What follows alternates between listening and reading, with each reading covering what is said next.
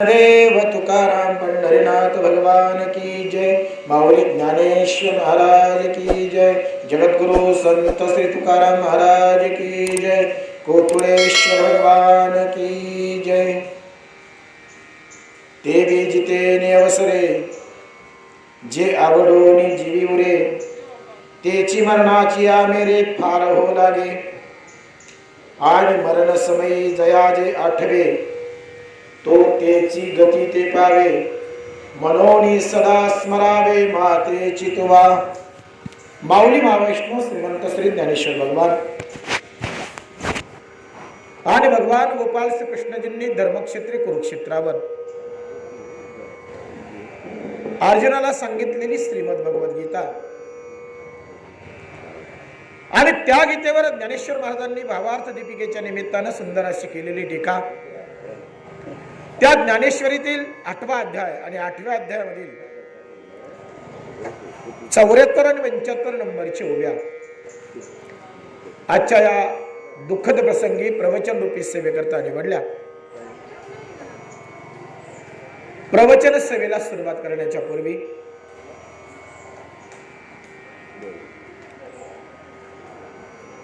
काल जी अलौकिक घटना घडली, वारकरी संप्रदायाचे अत्यंत श्रेष्ठतम असे कीर्तनकार हरिभक्त परायण कैलासवासी ताजुद्दीन महाराज शेख यांचं कीर्तन गादीवर देहावसान झालं। या प्रवचन रूपी सेवेच्या निमित्तानं मी महाराजांना भावपूर्ण श्रद्धांजली या ठिकाणी समर्पित करतो। मरण कसं असावं ते काल आम्हाला दिसलं। एवढं असामान्य मरण अजून कुणीही पाहिलं नव्हतं बरं काय। एवढं असामान्य मरण कुणीही पाहिलं नव्हतं। त्या मरणाचाही हेवा वाटावा आणि असंच मरण माझ्याही वाट्याला यावं, एवढं सुंदर मरण काल आम्ही आमच्या डोळ्यांनी बघितलं बरं का। तसं मरणाला सुंदर म्हणणं, परंतु जे काही आम्ही बघितलं, जे काही आम्हाला दिसलं ते अलौकिक होतं। मरण कसं असावं याचं उत्तम उदाहरण म्हणजे कालची घटना।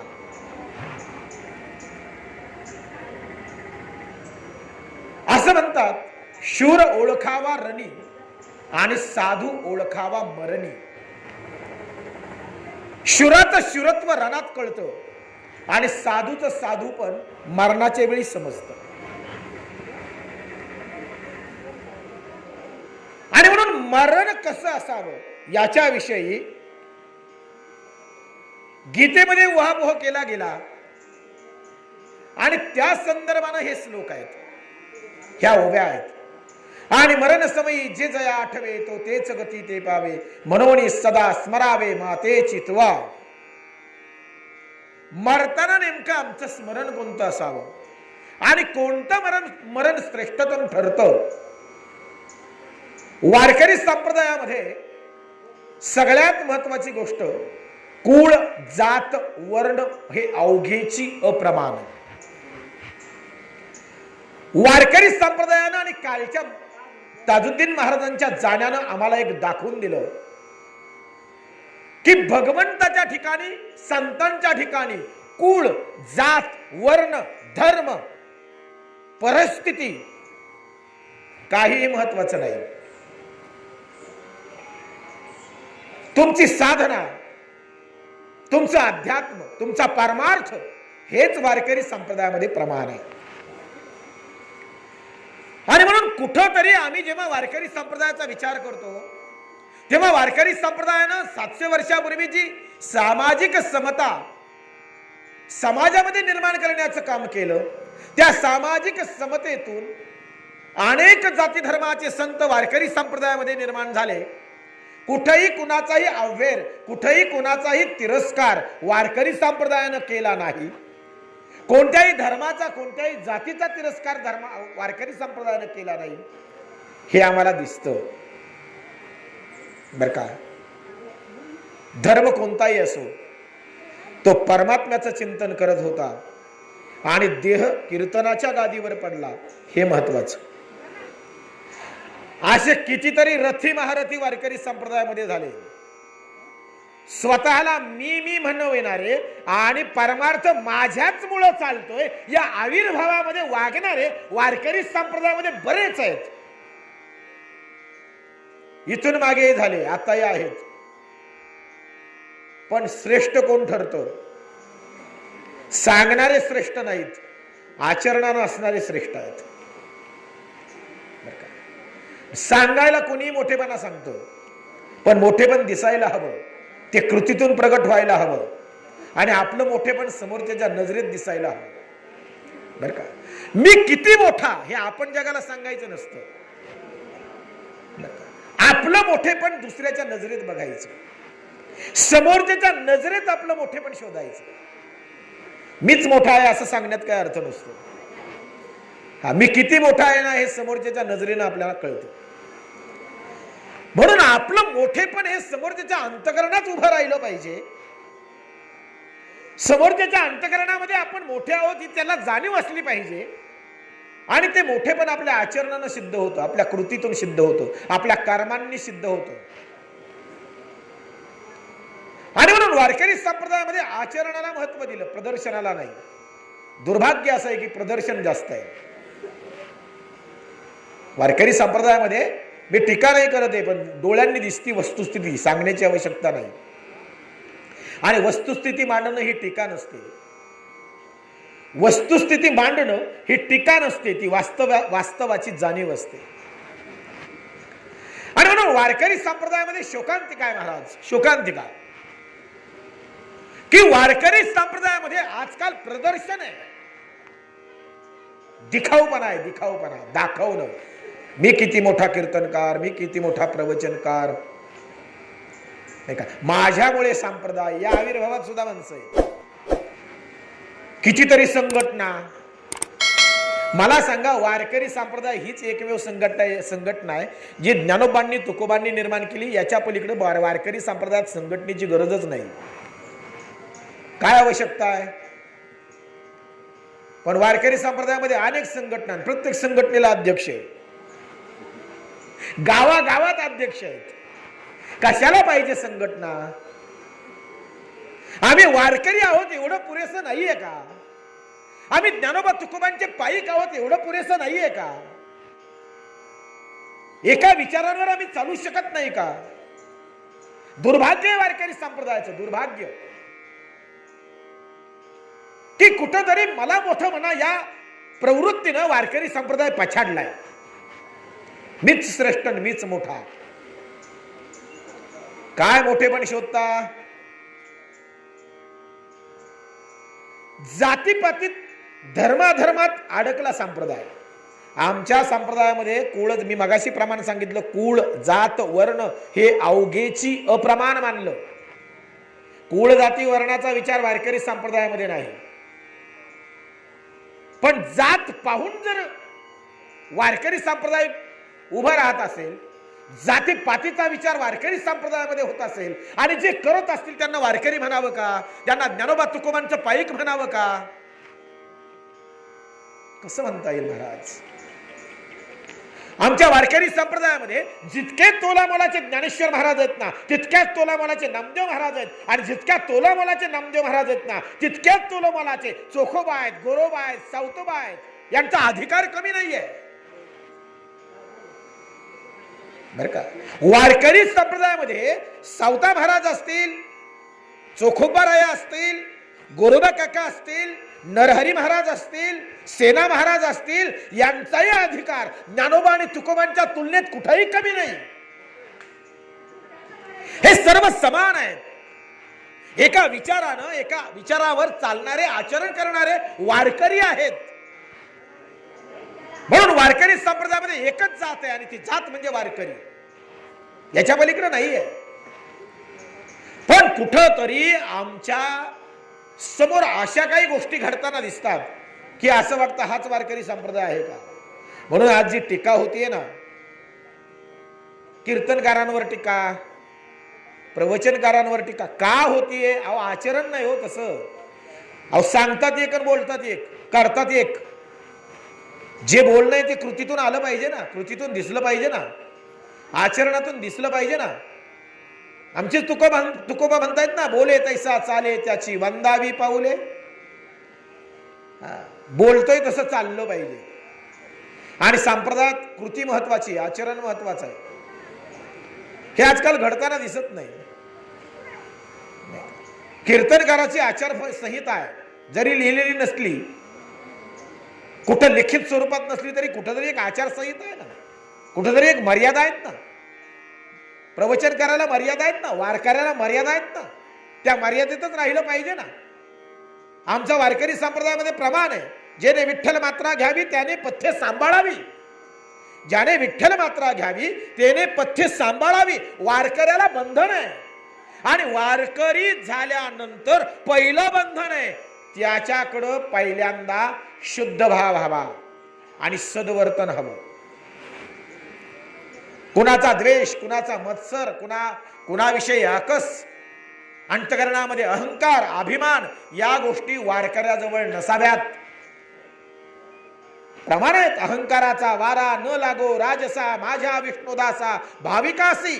प्रमाण आहे पंढरीच्या लोका नाही अभिमान, अभिमानाने अहंकार नाही. पण कुठंतरी जेव्हा वारकरी संप्रदायामध्ये अभिमानाने अहंकार करणारी माणसं येतात, भेदाभेद करणारी माणसं येतात, तो या जातीचा, तो त्या जातीचा, तो या धर्माचा, तो त्या धर्माचा, असा भेद करून वारकरी संप्रदायामध्ये कुठंतरी विचारांमध्ये फूट पाडण्याचं काम करतात. तेव्हा खऱ्या अर्थानं त्यांना संप्रदायच कळला नाही, त्यांना वारकरी संप्रदायाचे विचारच कळले नाहीत. नाही का? बऱ्याचदा असं घडतं, जात बघून कीर्तन दिलं जातं. हे घडतंय. नकारे म्हणाले का? म्हणजे आपल्या जातीचा पहा. बर का? हा अनुभव आहे, हे काही बाहेरचं सांगत नाही. आपल्या जातीचा पहा. मग जिथं जात येते ना तिथं वारकरी संप्रदाय संपला. ही फार महत्वाची गोष्ट आहे. तुम्ही जात पाहता का? तुम्ही कुळ पाहता का? तुम्ही वंश पाहता का? विचार बघा ना. महत्व कशाला आहे? जातीला, कुळाला. महत्व विचारांना आहे. आणि ते विचार जर असतील ना तर तिथं जातीचा काय प्रश्न येतो? मग चोखोबांची जात बघावी की चोखोबांचा परमार्थ बघावा? ज्यांना चोखोबांची जात दिसली ना तो वारकरी नाही. बरं का?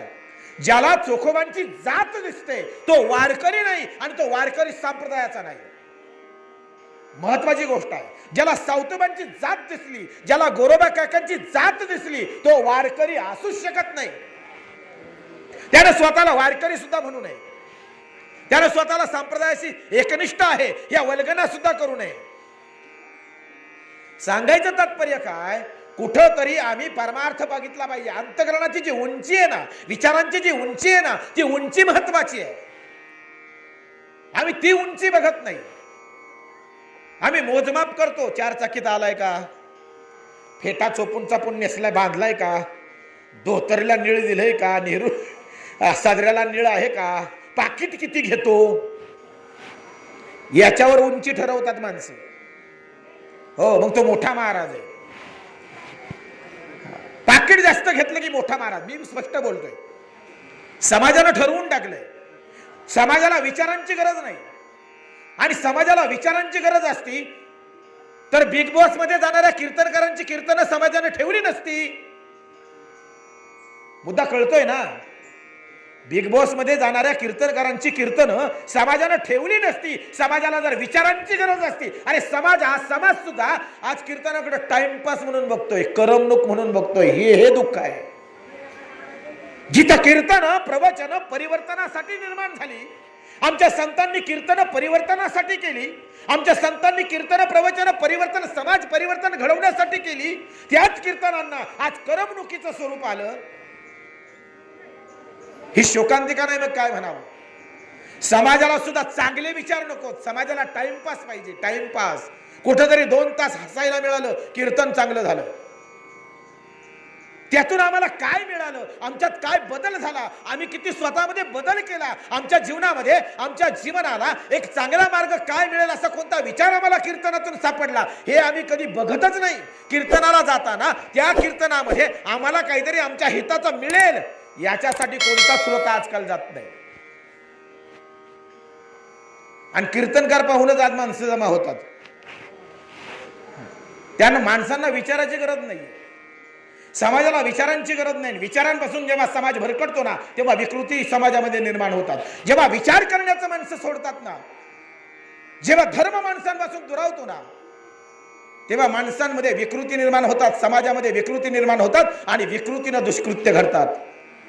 म्हणून समाजामध्ये जी दुष्कृत्य आजकाल घडतायत ना त्याचं कारण आहे कुठेतरी समाजामध्ये सद्विचार राहिला नाही. सद्विचार का राहिला नाही तर समाजातली माणसं सद्विचारांकडे जायला आजकाल तयार नाहीत.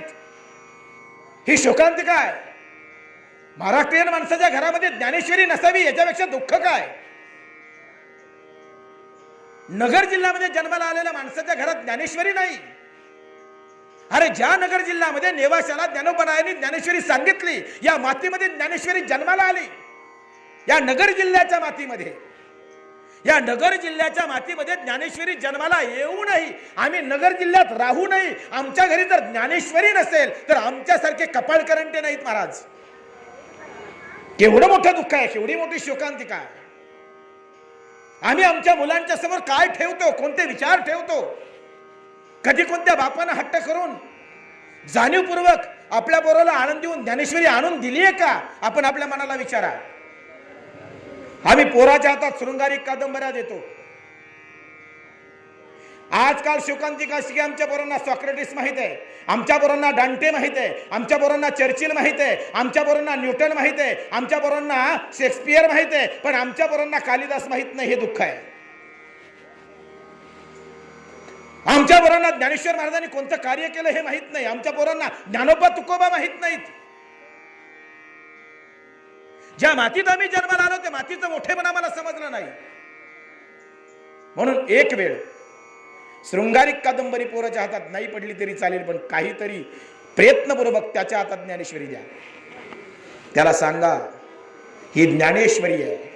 या मातीत जगविख्यात कवीनं जन्म घेतला आणि त्या कवीच्या बुद्धीतून स्फुरलेलं हे कवित्व आहे. काय कवित्व असावं कसं तर ज्ञानेश्वर महाराजांसारखा. बस त्याच्यापेक्षा मोठा आणि श्रेष्ठ कवी होऊ शकत नाही. पण ज्यांनी ज्ञानेश्वरी वाचली त्याला कळेल. एवढा महान कवी या महाराष्ट्राच्या मातीत झाला. आमच्या भूमीमध्ये एवढं मोठं कवित्व लिहिलं गेलं, रचलं गेलं या नगर जिल्ह्याच्या मातीत नेवाशाला. आम्हाला त्याचा गंधही नसावा. मग याला शोकांतिका नाही म्हणायची, मग काय म्हणायचं? आणि म्हणून कुठं तरी आम्ही सद्विचारांपासून, समाज सद्विचारांपासून दूर जातोय, चांगल्या विचारांपासून दूर जातोय. समाजाला चांगलं आज कमी पाहिजे, नकोच म्हटलं तरी चालतं. माणसं नाही जात चांगल्या गोष्टीकडे. भजन चाललं ना तर माणसं तिथून उठून निघून जातात, पण कुठं भांडण चाललं ना तर कान देऊन ऐकतात. आपलं हातातलं काम सोडून भांडण चाललंय तिथं जातील माणसं. चांगलं नकोय माणसांना. भजन चाललं तर माणसं दूर पळून जातात. प्रवचन कीर्तन असलं की माणसांना ते नको असतं. मग लांब बसून गप्पा मारलेल्या बऱ्या. मग पुढे येऊन बसले तर कुठं पाय पसरायची पंचायत करून बसता, त्यापेक्षा लांबच बरं. डायछाप चोळता येते, मिसरी लावता येते, मग तिकडे बसा लांबच. माणसांना काय झालं माहितीये का, चांगल्या गोष्टीत माणसं पुढे येत नाही आणि वाईट गोष्टीत माणसं पुढाकार घेतल्याशिवाय राहत नाही. समाजाची ही परिस्थिती आहे आजकाल. आम्ही डोळ्यांनी बघतो आणि हे काही मी वेगळं सांगत नाही, तुमच्या माझ्या सगळ्यांच्या अनुभवात आहे हे तुम्ही आम्ही बघतोय. आणि म्हणून आमचं आचरण कसं हे फार महत्वाचं आहे. हे एक लक्षात ठेवा, माणूस कधीही जन्मानं, जातीनं, कुळानं, वर्णानं ओळखला जात नाही. माणूस ओळखला जातो तो त्याच्या कर्मानं. माणूस आणि त्याचं मूल्यमापन ठरतं ते त्याच्या कर्मांवर ठरतं, त्याच्या जातीवर, त्याच्या धर्मावर ठरत नाही. मुस्लिम असताना सुद्धा आमचे ताजुद्दीन महाराज आयुष्यभर वारकरी संप्रदाय जोपासत राहिले. मुस्लिम असताना सुद्धा केसरी भगवी वस्त्र परिधान करून ज्या माणसानं वारकरी संप्रदायाचा आणि ज्ञानेश्वर महाराज तुकाराम महाराजांच्या विचारांचा प्रचार प्रसार केला, अरे केवढं महान मरण. वारकरी संप्रदायामध्ये अजूनही असा कोणी जन्माला आला नाही ज्यानं कीर्तनाच्या गादीवर आपला देह ठेवला. हो, त्या मरणाचा सुद्धा आम्हाला, त्या मरणाबद्दल सुद्धा आम्हाला हेवा वाटावा, हेवा. असं मरण आम्हालाही पाहिजे. जीवनाचं सार्थक झालं महाराज, जीवनाचं सार्थक. आमची ज्ञानेश्वरी सांगते आम्हाला, अंतकाले च मामेव स्मरणं मुक्त्या कलेवरं ये प्रयाति समद्भावं याति नाशंत्र संशया यम यम वापि स्मरणं भावं तम त्यजयन्ते कलेवरं तम तमेवंति कौन्तेय सदा तद्भाव भाविता.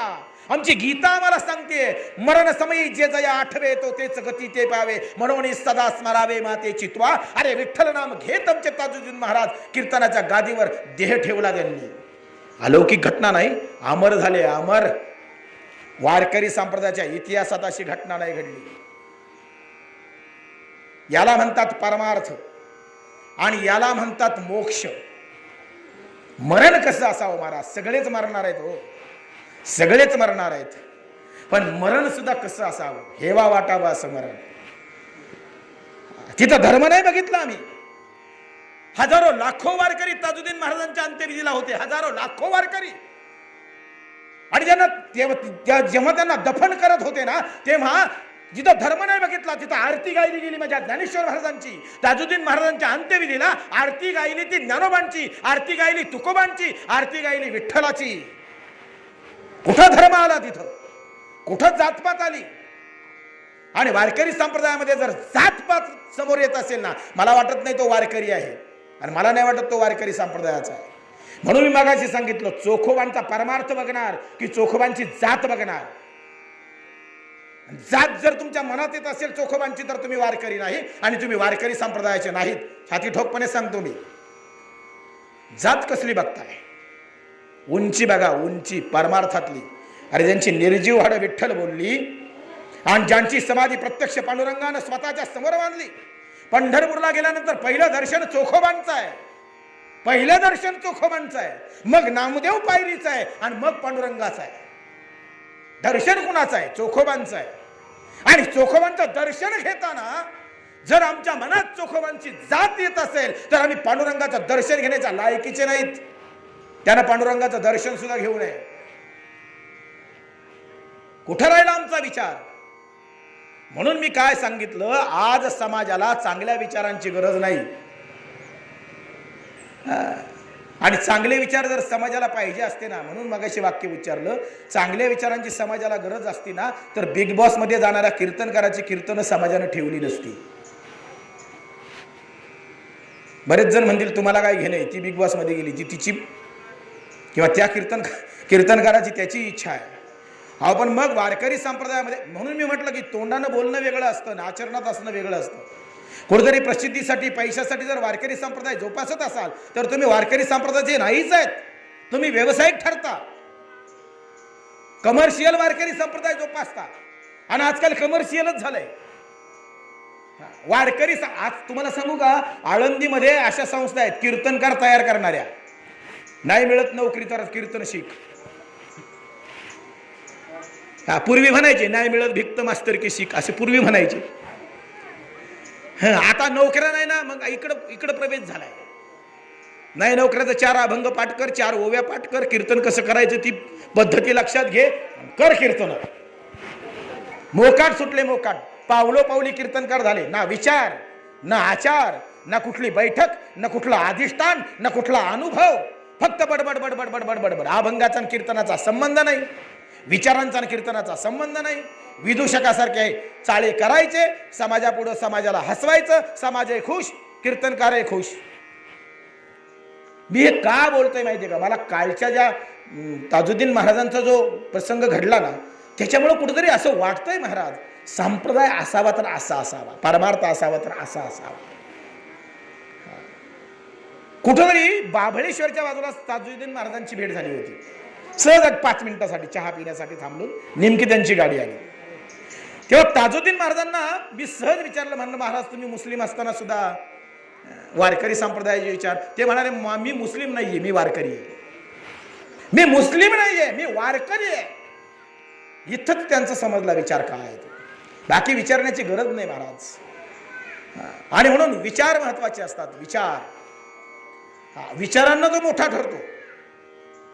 बाहेरून कसा दिसतो याला महत्व देऊ नका. काय असतं, बेगडाची चमक संध्याकाळपर्यंत असते. सकाळी बेगडं आणलं जातं, बैलाच्या शिंगाला लावलं जातं. का लावतात तर ती चमकतं म्हणून, शिंग चमकावीत. पण ती चमक फक्त संध्याकाळपर्यंत असते. जे खरं आहे ना ते टिकतं आणि खोट्याला फार आयुष्य नसतं.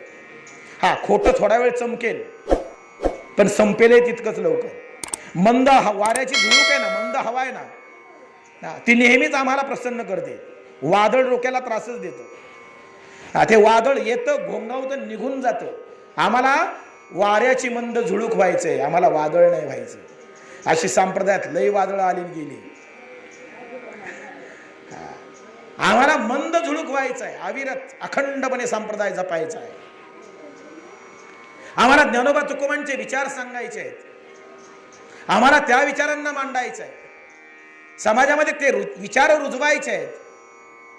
समाजामध्ये कुठेतरी समता निर्माण व्हावी, बंधुभाव निर्माण व्हावा, समाज एक व्हावा आणि वैचारिक क्रांती घडावी. समाजानं विचारांच्या बाबतीत स्वतःचा विकास घडवावा, समाजामध्ये उत्कृष्ट आणि आदर्श जीवनमूल्य रुजावीत, या दृष्टीनं वारकरी संप्रदाय जपला पाहिजे, जोपासला पाहिजे. आणि त्याच दृष्टीनं कीर्तन प्रवचनांचं आयोजन झालं पाहिजे. एका गावात कीर्तनाला गेलो.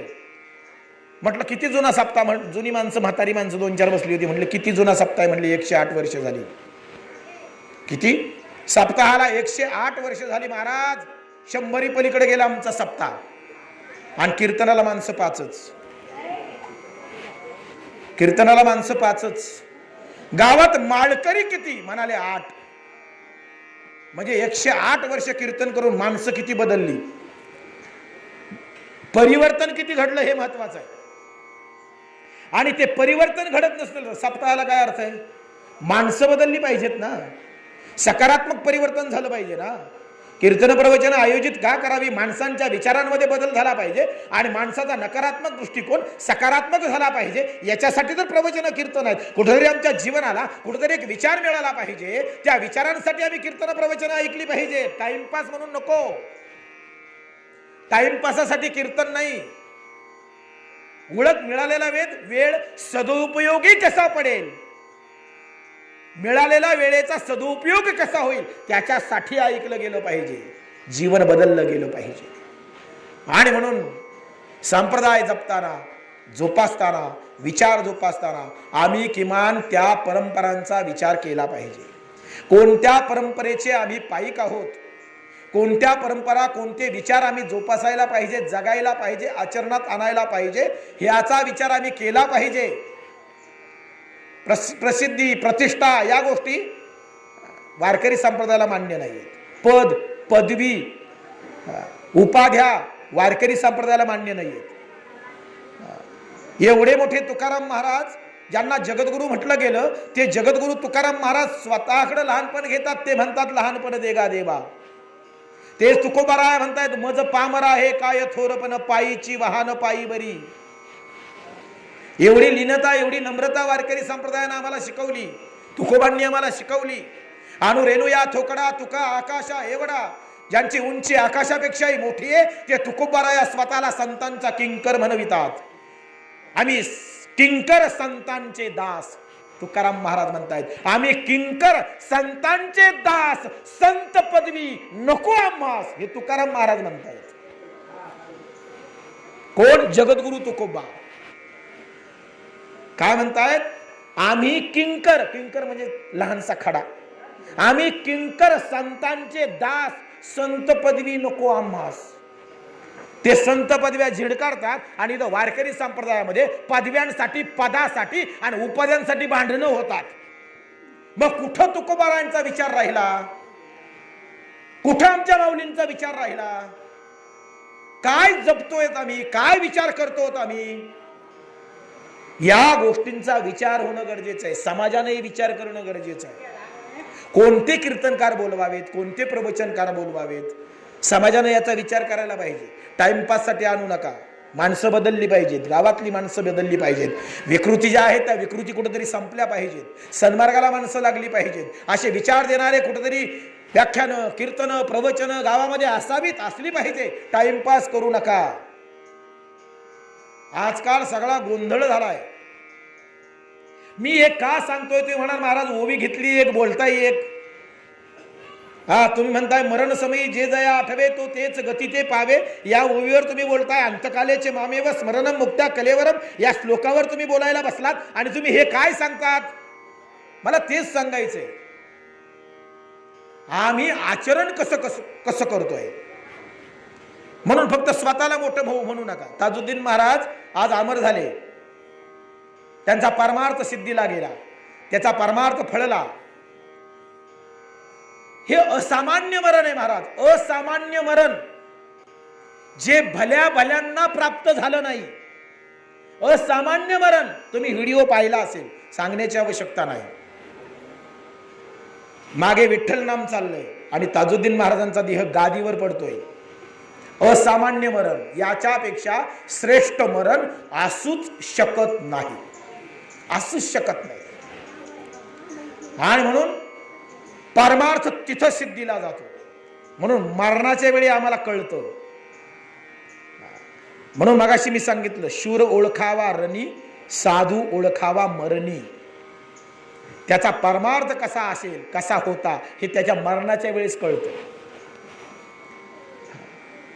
आणि म्हणून कुठंतरी आमच्या जीवनामध्ये शुद्ध आचरण, सत्कर्मांचं आचरण, सद्विचारांचं आचरण हवं. चुकतात माणसं, चुकत नाही असं नाही, पण त्या चुकीचा कुठंतरी पश्चाताप होऊन त्यात आम्ही कुठंतरी सुधारणा केली पाहिजे. माणूस हा चुकणारा प्राणी आहे, मला मान्य आहे. चुकतात माणसं, सगळीच चुकतात, पण ती चूक सुधारली पाहिजे ना. आपल्याकडून चूक झाली याची जाणीव आपण ठेवून त्याच्याबद्दल पश्चाताप व्यक्त करून आता ती चूक माझ्याकडून पुन्हा होणार नाही, या पद्धतीनं आपण स्वतःमध्ये सुधारणा केल्या पाहिजेत ना. चुकत कोण नाही महाराज. माणसं आचरणानं चुकतात, माणसं विचारांनी चुकतात, चुकू शकतात. पण म्हणून चुकच पुन्हा पुन्हा करत राहणं म्हणजे तो गुन्हा ठरतो बरं का. एकदा घडली ती चूक, पण ती चूक पुन्हा पुन्हा होत असेल तर तो गुन्हा आहे. आणि म्हणून आम्ही कुठेतरी आमच्या स्वतःमध्ये बदल घडवणं गरजेचं आहे. बदल, आणि त्याच्यासाठी आत्मपरीक्षण गरजेचं आहे. कारण आम्ही समोर बोटं करत जगत येतो, समोर बोटं करत जगतो. त्यानं असं केलं, त्यानं असं केलं, तो असा वागला, तो असा. आमचं बोट कायम समोर आहे. कधीतरी आम्ही स्वतःकडे बोट केलं पाहिजे. मी कसा वागतो, मी कसं आचरण करतो, मी कसा विचार करतो. स्वतःकडे बोट केलं. आत्मपरीक्षण जोपर्यंत माणसं करत नाही ना, तोपर्यंत आपल्याला आपल्यातलेच दोष दिसणार नाहीत. आणि आपल्यातले दोष जोपर्यंत आपल्याला दिसत नाही ना, तोपर्यंत ते दूर होणार कसे. म्हणून दुसऱ्याचे दोष शोधण्यापेक्षा स्वतःमधले दोष शोधावेत आणि ते दोष दूर कसे होतील या दृष्टीने आपण प्रयत्न करावा. जगाचा राहू द्या, जगाचा विचार करत बसू नका. जग राहते, ती चालतच राहणार, पण आपलं काय. आणि म्हणून कुठंतरी आम्ही स्वतःच्या आचरणामध्ये बदल घडवणं आवश्यक आहे. ज्या परमेश्वरानं आम्हाला हे जीवन दिलं आणि ज्या परमेश्वरानं एवढा अनमोल असा मनुष्य देह दिला, अनमोल असा मनुष्य जन्म दिला, त्याचं सार्थक कसं होईल या दृष्टीने आम्ही विचार केला पाहिजे. सार्थक कुठं आहे, जीवनाचा अर्थ आम्हाला सापडला पाहिजे, जीवनाची वास्तविकता आम्हाला कळली पाहिजे. आम्ही का जन्माला आलोय आणि जन्माला आल्यानंतर आम्हाला नेमकं काय करायचं आहे. पैसा कमवायचा आहे, जमिनी कमवायच्या आहेत, घरं बांधायची आहेत, गाड्या घ्यायच्या आहेत, इस्टेट कमवायचे आहेत, बँकेतला बॅलन्स वाढवायचा आहे, नेमकं आम्हाला काय करायचं आहे. हे सगळं मिळवूनही कोणाच्या मालकीचं झालं नाही. आम्हाला आमच्या जीवनामध्ये नेमकं काय करायचंय त्याचं उत्तर आधी शोधा. सैर भैर जगतेत माणसं, सैर भैर, ध्येय नाही, टार्गेट नाही. आणि जे ध्येय ठरवले ते सुद्धा सांसारिक ध्येय आहे. काय करायचं रे म्हणाले, मला घर बांधायचंय. आणि 60 वर्ष आयुष्य गेलं, 60 वर्ष सर्व्हिस केली आणि मग घर बांधलं. विचारलं किती वर्षांची कमाई, म्हणला 60 वर्षांची. म्हणजे फक्त एका घरासाठी आयुष्यातली किती वर्ष घालवली, 60 वर्ष. त्या घरामध्ये सुद्धा त्याला राहायला परवानगी नसते. तो त्याचा मृत्यू झाल्यानंतर दुसऱ्याच दिवशी त्याला घराच्या बाहेर मडक्यात ठेवतात. त्याचा अस्थी सुद्धा घरात आणत नाही दुसऱ्याच दिवशी. ज्या घरासाठी 60 वर्ष त्या माणसानं घालवली त्या घरात त्याला दुसऱ्या दिवशी परवानगी नसते. आमची ध्येय ही आहेत. आम्ही कमावलं कुणासाठी, आवणारे पोरांसाठी, बायकोसाठी. कमवायचं नाही असं नाही, करायचं नाही असं नाही. पण आम्ही तिथं गुंतलो आणि तेच आमच्या जीवनाचं ध्येय आहे असं ठरवून जगत राहिलो, तिथं आमचं चुकतंय.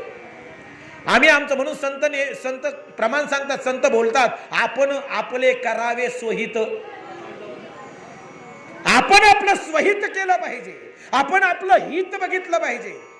म्हणून तुकोबा म्हणतात, आपुलिया हिता जो असे जागता धन्य माता पिता तयाची.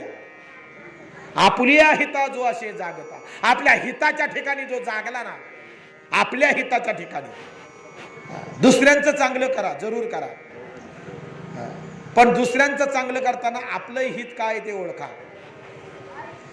आपल्या स्वतःचं हित आपण ओळखलं पाहिजे.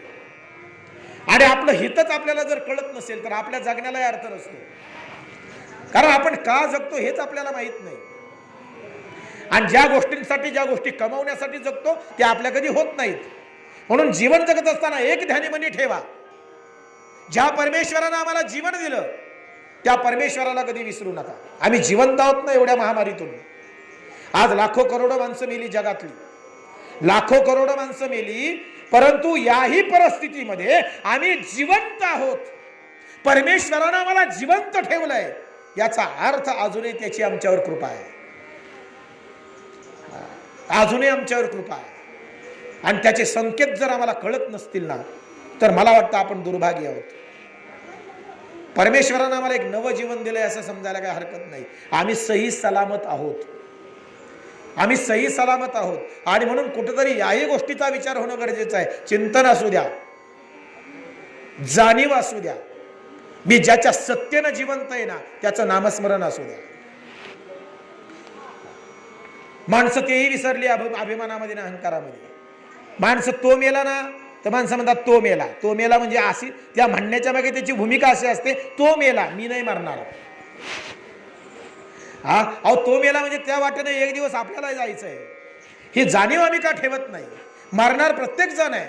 आणि म्हणून एक गोष्ट नेहमी लक्षात ठेवा, चांगलं करणारेही मेले आणि वाईट करणारेही मेले, दुराचारानं जगणारेही संपले आणि सद्वर्तन करणारेही मृत्यूच्या अधीन झाले. मग चांगलं वागूनही मरतात माणसं, वाईट वागूनही मरतातच माणसं. मग चांगलं वाईट वागून मरण्यापेक्षा चांगलं वागून मेलेलं काय वाईट आहे? हा, वाईट वागणारे मेलेच ना, चांगले वागणारे मेलेच ना. मग चांगलं वागूनही मरतात, वाईट वागूनही मरतात. मग वाईट वागून मरण्यापेक्षा चांगलं वागून मेलेलं काय वाईट आहे? का दुराचार, का दुष्कृत्य, का दुर्विचार करावा? कशासाठी करावा? काय मिळवायचंय आम्हाला, काय प्राप्त करायचंय आम्हाला, त्यातून आम्हाला काय प्राप्त होणार आहे? दुसऱ्याचा द्वेष करायचा, आम्हाला काय प्राप्त? अहो, समोरच्यानं एखाद्यानं नवीन सदरा घातला ना तरी याचा जळफळाट होतो. काय म्हणाले बघा ना, मी होतोय जसं काय त्यालाच नवा शर्ट आहे. अरे घालू दे ना बाबा, घालू दे ना त्याला नवा कपडा. मला एक कळतं, त्याच्याविषयी तिरस्कार व्यक्त करताय ना तुम्ही, त्या नवीन कपडा, नवीन सदरा परिधान केलेल्या व्यक्तीविषयी तुम्ही तिरस्कार करताय ना, तिरस्कार करा. पण त्याचा कपडा तुम्हाला मिळत असेल तर करा. काय उगाच जळण्याचा अर्थ आहे? कशासाठी द्वेष करावा? कशासाठी मत्सर करावा? काय त्यातून साध्य काय करायचंय आम्हाला? काय मिळवायचंय आम्हाला? आणि म्हणून कुठंतरी आम्ही आमचं जीवन एक योग्य दिशेनं कसं नेऊ या दृष्टीने विचार केला पाहिजे. त्यासाठी चांगल्या विचारांची बैठक हवी, चांगले विचार आमच्या जीवनामध्ये हवेत बरं का. आणि हे चांगले विचार आम्हाला संत, ग्रंथ, संत, सज्जन यांच्याशिवाय कुठं उपलब्ध नाही आहेत. हा, म्हणून चांगल्या माणसांच्या, चांगल्या ग्रंथांच्या विचारांमध्ये तुम्ही आम्ही गेलो पाहिजे. म्हणून मी मगाशी सांगितलं, एक वेळ पोराला शृंगारिक कादंबरी नाही दिली तर चालेल, पण त्याच्या पुढे ज्ञानेश्वरी ठेवा. त्याला कळो अथवा न कळो, पण त्याला सांगा ही ज्ञानेश्वर महाराजांनी लिहिलेली ज्ञानेश्वरी आहे. त्याच्यासमोर गाथा ठेवा, त्याच्यासमोर भागवत ठेवा. आम्हाला आमचं मोठेपण कळलं नाही, आम्ही आमच्याच शास्त्रांना, आमच्याच ग्रंथांना थोतांड म्हणतो, आम्ही आमच्याच देवी देवतांची विटंबना सुरू केली, आम्ही आमच्याच पायावर कुऱ्हाडीचे घाव घालतोय. आम्ही ज्या फांदीवर बसलोय ना तीच फांदी आम्ही तोडतोय. शेख चिल्ली सारखी आमची अवस्था आहे. 5वीत आम्ही गोष्ट ऐकली, वाचली शेख चिल्लीची. आम्ही कुणाचा द्वेष करतो? आमच्याच देवी देवतांचा. आम्ही कुणाचा उपहास करतोय? आमच्याच ग्रंथांचा, आमच्याच शास्त्रांचा, आमच्याच तत्वज्ञानाचा. आम्ही किती मोठे आहोत ते आम्हाला कळलंच नाही महाराज. पोरांना प्रश्न केला ना, विमान कुणी बनवलं? पोरं म्हणतात राईट बंधूंनी. राईट बंधूंनी? विमान कुणी बनवलं याचा प्रश्न विचारला, जनरल नॉलेज, तर मग पोरं सहज उत्तर देतात, राईट बंधूंनी विमान बनवलं. तुम्हाला सांगू, राईट बंधूंनी विमान बनवण्याच्या 8 वर्ष आधी तळपाडे नावाच्या एका मराठी माणसानं मुंबईच्या चौपटीवर विमान उडवलं, परीक्षण केलं.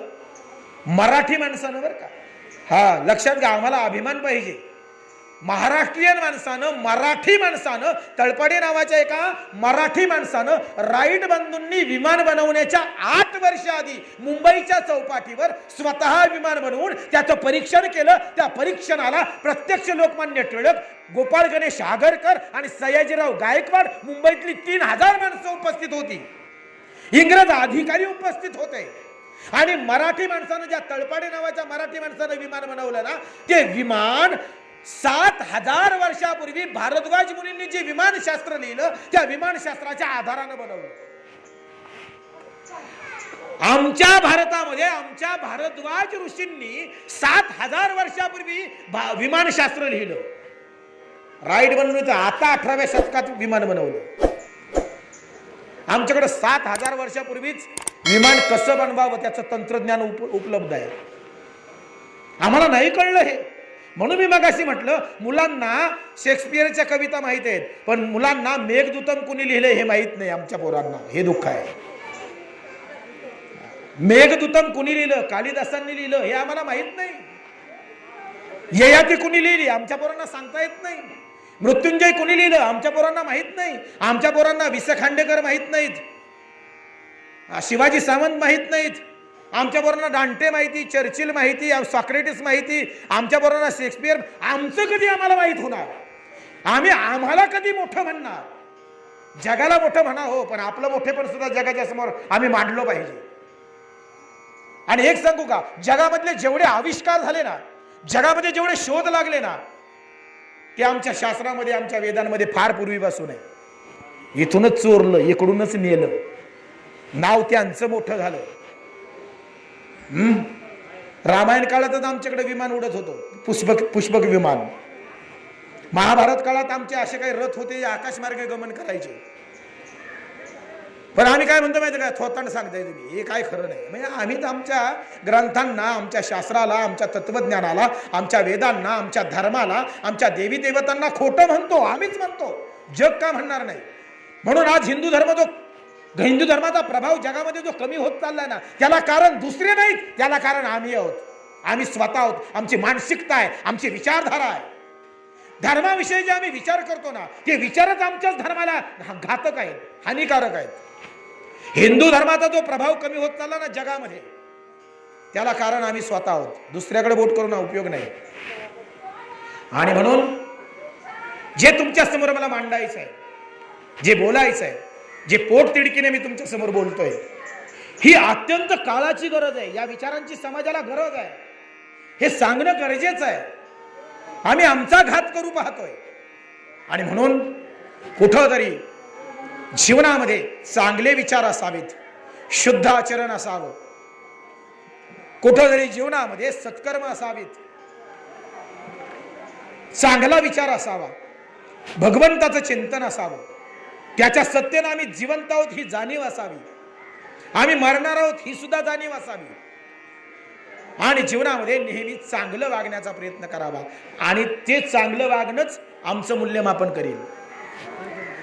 तो माणूस चांगला होता हे त्याच्या संपूर्ण जीवनाचं सार आहे बरं का. माणूस गेल्यानंतर जेव्हा समाज म्हणतो ना, तो माणूस चांगला होता, हे त्याच्या संपूर्ण जीवनाचं सार आहे. एका वाक्यात, तो माणूस चांगला होता. तो माणूस वाईट होता, बरा झाला मेला, हे त्याच्या जीवनाचं सार आहे. मग किमान मेल्यानंतर समाज म्हणेल, नाही नाही तो माणूस चांगला होता. इथपर्यंत तरी आम्ही व्यवस्थित जगलो पाहिजे. इथपर्यंत तरी आम्ही व्यवस्थित जगलो पाहिजे. समाजाने किमान म्हटलं पाहिजे, नाही नाही गेला रे, पण माणूस चांगला होता. हे चांगुलपण आम्हाला कमवायचं आहे. आम्हाला माणसं कमवायची आहेत बरं का. आम्हाला चांगले विचार कमवायचे आहेत, चांगली कर्म जीवनामध्ये करायची आहेत. आणि म्हणून या गोष्टी जेव्हा आम्ही करू ना, तेव्हा खऱ्या अर्थानं कुठंतरी आमच्या जीवनामध्ये सकारात्मकतेचा प्रवेश होईल आणि जीवन सन्मार्गाकडे प्रविष्ट होईल. सन्मार्गातून तुम्हाला आम्हाला सद्गती मिळेल याच्यात शंकाच नाही. आणि म्हणून मरणाच्या वेळी आठवणं फार महत्त्वाचं आहे, भगवंताचं स्मरण होणं फार महत्त्वाचं आहे. आणि त्याच्यासाठी अभ्यास योगयुक्तेनं चेतसा नान्यगामिना अभ्यास पाहिजे, सराव पाहिजे. कधीच रामराम म्हटला नाही, मेल्यावर कसा राम येईल तोंडात? अहो शेजारून एखादा गेला तर त्याला सुद्धा रामराम करत नाही माणसं. म्हणाले काय रे रामराम? अहो म्हणाले त्यानं कुठं मला रामराम केलाय, मग मी का करावं? एवढा अभिमान, एवढा अहंकार आहे माणसांना. साधी माणसं राम म्हणायला तयार नाही, राम बरं का. आणि म्हणून मेल्यावर रामनाम सत्य म्हणण्यात काय अर्थ नाही. माणसं मेल्यावर उचलताना म्हणतात रामनाम सत्य आहे, तेव्हा कळून काय उपयोग आहे? जिवंत असतानाच रामनामाची सत्यता जर कळली ना तर मेल्यानंतर रामनाम सत्य आहे म्हणण्याची सुद्धा गरज नाही. आम्हाला सत्यता कळली पाहिजे, आम्हाला जीवनाचं सार कळलं पाहिजे, जीवनाचा अर्थ कळला पाहिजे. आणि तो अर्थ जेव्हा आम्हाला कळेल ना तेव्हा जीवन सार्थकी लागेल. असो, बोलण्यासारखं बरंच आहे, मांडण्यासारखं बरंच आहे. वेळ भरपूर झालाय. एकतर प्रवचन उशिरा सुरू झाले, प्रवचन सुरू झाले 9ला, तरी पाऊण तास बोललो बरं का. तिकडे विधी उरकलाय, काकस्पर्श झालाय. आत्मके देवे येणे वाग्यज्ञे तोषावे, तोषोनी मज द्यावे पसाय दान हे. जे खळांची व्यंकटी सांडो तया सत्कर्मी रती वाढो. भूता परस्परे पडो मैत्र जीवांचे. दुरिताचे तिमिर जाओ विश्वस्वधर्म सूर्ये पाहो. जो देवांशील तो तेलाह प्राणी जात. वर्षत सकळ मंगळी ईश्वर निष्ठांची मांदियाळी. अनवरत भूमंडळी भेट तू भूता. चला कल्पतरूंचे आरव चेतना चिंतामणींचे गाव. बोलते जे अर्णव पीयूषाचे. चंद्रमे जे अलांछन मार्तंड देता बहीण. ते सर्वाही सदा सज्जन सोय रे हो तू. किंबहुना सर्व सुखी पूर्ण होनी तिही लोकी. भजिजो आदि पुरुषी अखंडित. आणि ग्रंथोपजीविये विशेषी लोकीये. दृष्टादृष्ट विजये हो आवे जी. येथ म्हणे श्री विश्वेश्वराव